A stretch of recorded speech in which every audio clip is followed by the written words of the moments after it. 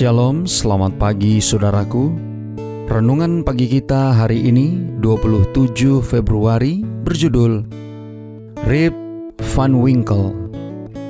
Ayat intinya diambil dari 1 Korintus 15 ayat 51. Demikian firman Tuhan. Sesungguhnya aku menyatakan kepadamu suatu rahasia. Kita tidak akan mati semuanya, tetapi kita semuanya akan diubah. Bersama saya, Pendeta Andri Daembani. Mari kita dengarkan penjelasannya. Kebanyakan orang Amerika mengenal cerita pendek karangan Washington Irving tentang seseorang bernama Rip Van Winkle. Ini adalah kisah tentang seorang penduduk desa Amerika di awal pembentukan negara tersebut yang merupakan seorang keturunan Belanda yang melarikan diri dari istrinya yang cerewet dengan mengembara di pegunungan negara bagian New York. Setelah beberapa petualangan aneh, dia tertidur dan terbangun 20 tahun kemudian hanya untuk mengetahui bahwa istrinya dan sahabat baiknya telah meninggal dunia. Rip Van Winkle hanyalah sebuah dongeng yang fantastis, tetapi ada sebuah cerita yang nyata yang mirip dengan dongeng tersebut. Pada tahun 1984, Terry Wallace yang berusia 20 tahun menikah, dan saat bersama seorang anak perempuannya yang berusia 6 minggu terlibat dalam sebuah kecelakaan mobil yang serius di Mountain View, Arkansas. Pengemudi mobil itu tewas seketika. Terry mengalami koma. Keluarganya mengharapkan bahwa keadaan komanya tidak akan bertahan lama dan dia akan segera pulih. Ya, tetapi itu tidak terjadi. Dan untuk 19 tahun yang panjang, dia berada dalam keadaan semi-vegetatif, di mana dia harus terus-menerus dirawat. Kemudian sesuatu terjadi dan sangat mengejutkan semua orang. Pada 13 Juni 2003, Terry tiba-tiba terbangun di ranjang rumah sakitnya dan mengucapkan kata pertamanya, yaitu "Ibu, Pepsi," dan kemudian "susu." Anehnya, Terry mulai berbicara seolah-olah tidak terjadi apa-apa. Seolah-olah dia telah koma hanya beberapa hari saja, bukan 19 tahun.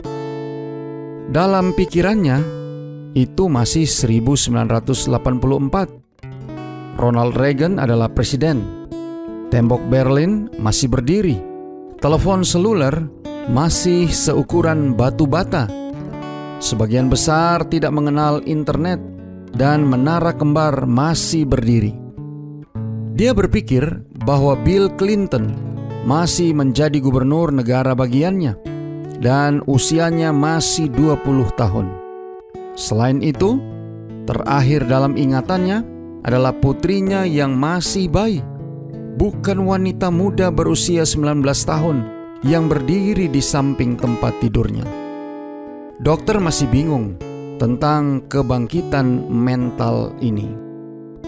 Saudara-saudara yang kekasih di dalam Tuhan, sedihnya tubuh Terry mengalami penurunan pertumbuhan yang parah setelah 19 tahun terbaring di tempat tidur.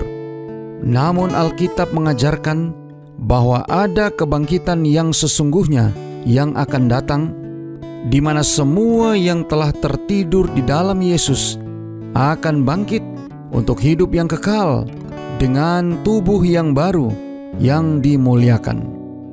Paulus menulis, "Dalam sekejap mata, pada waktu bunyi nafiri yang terakhir, sebab nafiri akan berbunyi, dan orang-orang mati akan dibangkitkan dalam keadaan yang tidak dapat binasa, dan kita semua akan diubah." Sebagaimana dicatat dalam 1 Korintus 15 ayat 52.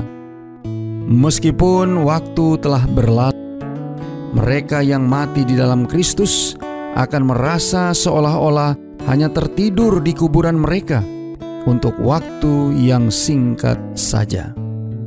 Doa kita hari ini. Bapa, terima kasih.